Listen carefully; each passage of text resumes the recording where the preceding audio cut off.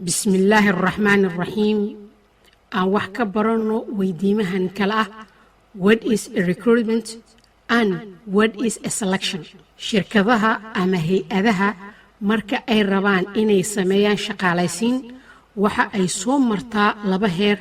kow waxa loo yaqaanaa recruitment, labo waxa loo yaqaanaa selection. recruitment waxa ay ka imaan kartaa gudaha shirkadda ama banaanka shirkadda, ama waxa ay noqon kartaa isku dhaf haddii la shaqaalaysiinayo dad badan. markana aan isla fahanno micnaha recruitment, waxaan ku qeexi karnaa in ay tahay habka la isugu keenayo laguna soo jiidanayo musharaxiinta u qalma loona arko in ay buuxin karaan booska shaqo ee ka bannaan shirkadda. sidoo kalena lagu dhiirigelinayo musharaxiintaas sidii ay u soo dalban lahaayeen ama ay u soo codsan lahaayeen booskan ka bannaan shirkadda. haddaba musharaxiinta booska shaqada ee ka bannaan waxa ay ka imaan karaan gudaha shirkadda ama bannaanka.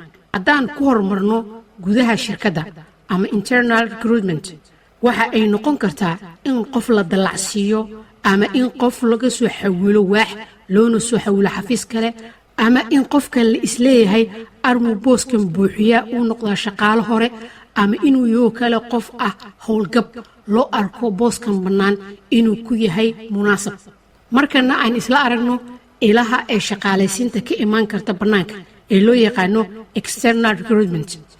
waxa ay musharaxiinta shaqada ku imaan karaan sida xayeysiinta telefishinka ama raadiyaha, ama in internetka laga shaqaalaysiiyo qof, ama ardayda jaamacadda dhigatoo kale in qof laga shaqaalaysiiyo, ama shirkadaha kuwa shaqaystaba shaqaalaysiinta dadka inay kuu soo xulaan qof munaasab ku ah booska aad rabtid inaad buuxisid iyo wixii la halmaala.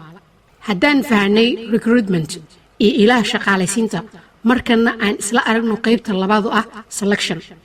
waxaan ku qeexi karnaa in qofka saxda ah loo xusho booska saxda ah.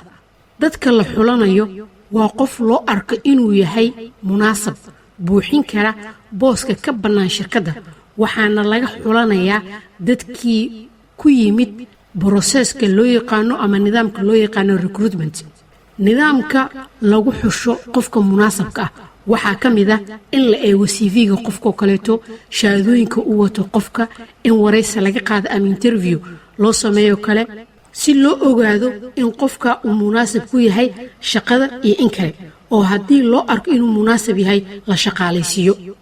xog dheeraada oo ku saabsan qeexidda human resource management iyo job analysis fadlan ka dhegeyso lifaaqa hoose oo aan hadda kahor kaga soo hadalnay. mahadsanidin waa inoo markale haddii rabbi idmo.